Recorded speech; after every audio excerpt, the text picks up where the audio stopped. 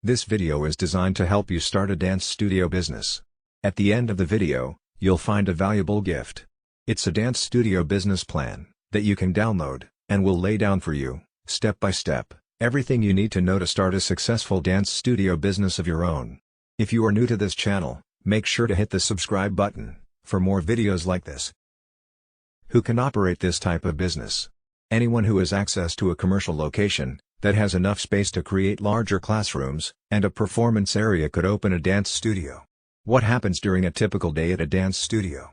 In a typical day at a dance studio, common tasks and activities include planning dance lessons, teaching those dance lessons, coordinating and planning performances, answering questions from potential students and parents, scheduling students in specific classes, taking care of the studio, including general maintenance and cleaning. Potential instructors for a dance studio would be dance enthusiasts, many of whom have danced professionally. Some dance instructors continue to dance professionally. The ideal clients at a dance studio include the children of well-off families, who care about dancing and can pay for regular lessons. The instructors at a dance studio don't necessarily need to have a lot of money themselves, but choosing a location in a wealthier area can help increase business. In an affluent area, residents are more likely to have discretionary income that can be spent on dance lessons, which increases the number of students in each class. When instructors have more students to teach, they will use the space more regularly for lessons and classes. How does a dance studio make money? There are two main ways for a dance studio to generate revenue. The first is leasing out the available studio space to private dance instructors. You could rent out single classrooms, the area designated for performances, or the whole building.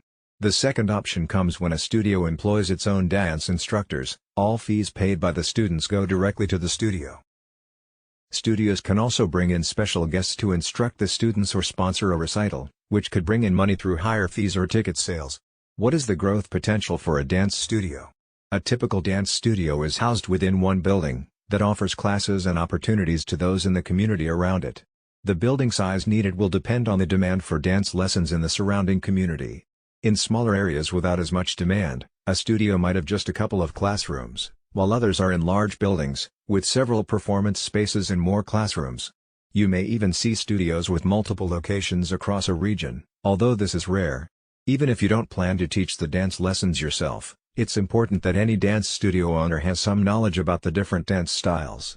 This knowledge will help you decide what lessons you want to offer, and which instructors to look for and hire. If an instructor or student gets injured during a class, it's smart to have someone in the building with knowledge of first aid. Location. Once you have figured out how your business will run, and what your financial situation is, you can start looking for your studio. Do it in this order so you know how much you have for rent and extra costs that will come with the location you decide on. A dance studio has its own unique requirements. First, ask yourself how much space you'll need. Do you want one room or multiple studios in your facility? Will you want a room set up for virtual dance lessons? You will also consider the need for a lobby, an office, storage, bathrooms, retail space, hallways, a waiting room for parents. In addition, don't neglect things like parking options. Does this space have parking that will accommodate the number of students you hope to attract? Safety. Parents should feel comfortable and safe bringing their child to your location. Visibility. It may cost more to be in a highly visible location, but it also makes for easier, passive marketing. Remember that you will have monthly payments that you will have to meet. Be very clear with your landlord on what those are upfront, along with any unforeseen payments that could come along. If you decide to buy the building, keep in mind that you will be responsible for maintenance costs. Systems and processes. It's time to make a plan for running your studio once it opens. This is separate and more detailed than your business plan, but it's just as important. Note too that the more organized you make your processes and systems at the beginning, the fewer people you will need to hire to carry them out. Before your grand opening, and even hiring, consider the systems and processes you'll have in place for the following. Automating your administrative tasks. Enrollment, billing, and other tasks can be carried out through dance studio software. Organize everything into one place that you can access with a click of a button. Some tools can also analyze your data and track trends in your business over time, so you can make well-informed decisions as you move forward. Because of this, it's best to have this tool in place from the start. Offering seamless payment options. Your customers expect payments to be easy and built around the types of payment options they already use every day. That means offering debit and credit card payments, whether in person or online. Make it even easier for customers with set it and forget it options, like recurring automated billing and safe payment info. The next part of the video is not specific to the dance studio business. Nevertheless, this knowledge is essential for success in the dance studio business, as well as in any other business. Ignore it at your own peril. Operating a successful dance studio business will depend on the following 4 conventions. 1. A practical plan, with a solid foundation. 2. Dedication, and willingness to sacrifice, to reach your goal. 3. Technical skills. 4. Basic knowledge of management, finance, record keeping and market analysis. As a new owner, you will need to master these skills and techniques if your business is to be successful. Finding a niche. Small businesses range in size from a manufacturer, with many employees, and millions of dollars in equipment, to the lone window washer, with a bucket and a sponge. Obviously, the knowledge and skills, required for these 2 extremes, are far apart, but for success they have one thing in common. Each has found a business niche, and is filling it. The most critical problems you will face, in your early planning, will be to find your niche, and determine the feasibility of your idea. Get into the right business at the right time, is very good advice, but following that advice, may be difficult. Many entrepreneurs plunge into a business venture, so blinded by the dream, that they fail to thoroughly evaluate its potential. Is your business idea feasible?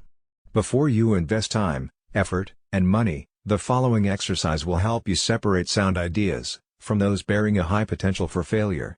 Identify and briefly describe the business you plan to start. Identify the product or service you plan to sell. Answering yes to any of the following 3 questions means you are on the right track. A negative answer to all of them means the road ahead could be rough. 1. Does your product or service satisfy an unfilled need? 2. Will your product or service serve an existing market in which demand exceeds supply? 3. Will your product or service be competitive, based on its quality, selection, price, or location? Market analysis. For a small business to be successful, the owner must know the market. To learn the market, you must analyze it, a process that takes time and effort. You don't have to be a trained statistician to analyze the marketplace, nor does the analysis have to be costly. Analyzing the market is a way to gather facts about potential customers, and to determine the demand for your product or service. The more information you gather, the greater your chances of capturing a segment of the market. Know the market before investing your time and money in any business venture. The following questions will help you collect the information necessary to analyze your market, and determine if your product or service will sell. This brief exercise will give you a good idea of the kind of market planning you need to do. An answer of no to any of the questions indicates a weakness in your plan, so do your research until you can answer each question with a yes. 1. Do you know who your customers will be? 2. Do you understand their needs and desires? 3. Do you know where they live? 4. Will you be offering the kind of products or services that they will buy? 5. Will your prices be competitive in quality and value? 6. Will your promotional program be effective? 7. Do you understand how your business compares with your competitors? 8. Will your business be conveniently located for the people you plan to serve? 9. Will there be adequate parking facilities for the people you plan to serve? Planning your startup. The following questions are grouped according to function. They are designed to help you prepare for opening day. Merchandise. Have you decided what items you will sell or produce, or what services you will provide? Have you made a merchandise plan, based upon estimated sales, to determine the amount of inventory you will need to control purchases? Have you found reliable suppliers, who will assist you in the startup? Have you compared the prices, quality, and credit terms of suppliers? Business records. Are you prepared to maintain complete records of sales, income and expenses, accounts payable, and receivables? Have you determined how to handle payroll records, tax reports, and payments? Do you know what financial reports should be prepared, and how to prepare them? Finances. A large number of small businesses fail each year. There are a number of reasons for these failures, but one of the main reasons is insufficient funds. Too many entrepreneurs try to start and operate a business without sufficient capital, money. To avoid this dilemma, you can review your situation by analyzing the following 3 questions. 1. How much money do you have? 2. How much money will you need to start your business? 3. How much money will you need to stay in business? In order to answer the second question, how much money will you need to start your business? You need to prepare an estimate of all your startup costs. Here's a list of items you may need to take into account. Note that this list is for a retail business. Items will vary for service, construction, manufacturing or online firms. Decorating and remodeling, fixtures and equipment, installing fixtures and equipment, services and supplies, beginning inventory cost, legal, professional fees, licenses and permits, telephone utility deposits, insurance, signs, advertising for opening, unanticipated expenses. Now, the answer to the third question, how much money will you need to stay in business? Must be divided into two parts, immediate costs, and future costs. From the moment the door to your new business opens, a certain amount of income may come in. However, this income should not be projected in your operating expenses. You will need enough money available to cover costs for at least the first 3 months of operation. The following list will help you project your operating expenses on a monthly basis. Typical expenses for 1 month may include your living costs, employee wages, rent, advertising, supplies, utilities, insurance, taxes, maintenance, delivery, transportation, miscellaneous. Now sum up the total estimated monthly expenses and multiply it by 3. This is the amount of cash you will need to cover operating expenses for 3 months. Deposit this amount in a savings account before opening your business. Use it only for those purposes listed in the above list, because this money will ensure that you will be able to continue in business during the crucial early stages. By adding the total startup costs to the total expenses for 3 months, you can learn what the estimated costs will be to start and operate your business for 3 months.